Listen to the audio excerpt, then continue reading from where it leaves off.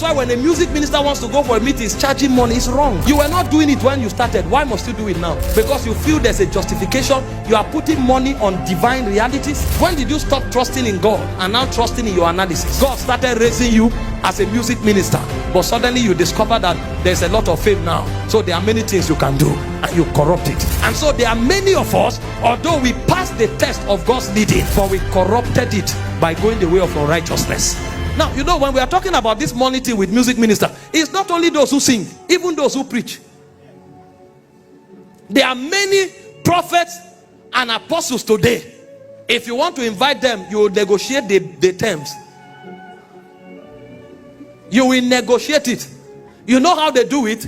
It's either they charge you what you will pay them, or when they come, they make sure they move in power seriously, and then they call for seed. And then the formula will be stated.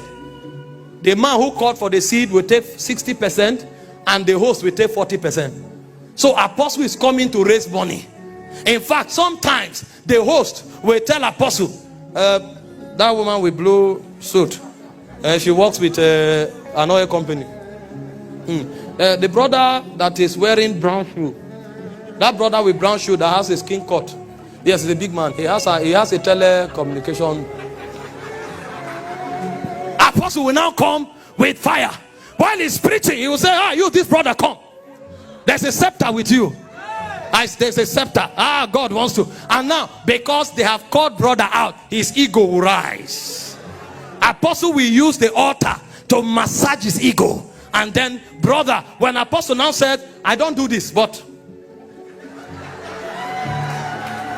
I feel God wants to shift people.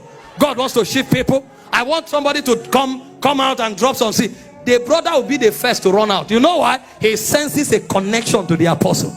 But it's apostle and host that work the mathematics. He will turn to the woman and say, there's a grace on you, ma. You. Can I pray with you? Please. There's a grace on you. I know you have seen some things, but hear me, in the next 3 months, that woman is already a millionaire.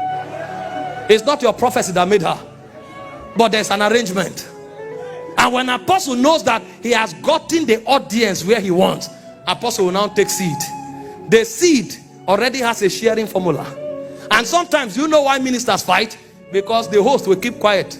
It's his account the money is going to. When they collect the money, finish, host will come and say, you see, man of God, there are some depths we needed to, you know how these things work.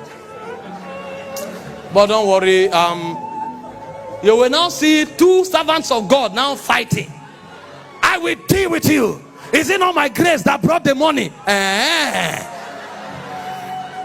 So the corruption is not only, see, the reason we are addressing this thing, we don't have any issue with anybody. I relate with all these people, but I know they want to corrupt the heritage of God.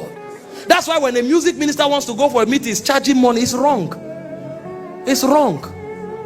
You were not doing it when you started. Why must you do it now? Because you feel there's a justification. You are putting money on divine realities. When did you stop trusting in God and now trusting in your analysis? And when it comes to music minister, you think it's right. Imagine if they told you that they invited me for a conference, and I said, you see, these messages, we have to refine them and put online. I need to come with some people and I pay them. Do you think I don't have staff? I have more than 40 staff on my payroll now. So it's not only the music minister that has staff. I have staff. So I'm going for meeting. I'll now come and charge and say, listen, I have staff. I'm paying salary. And then I'm charging money, 30 million. You who is singing song for 10 minutes. And me who is preaching for 2 hours. Who is doing more work? Even the Bible said the elder that rule is worthy of double honor. Not the one that sing. It said the one that labor in word and doctrine.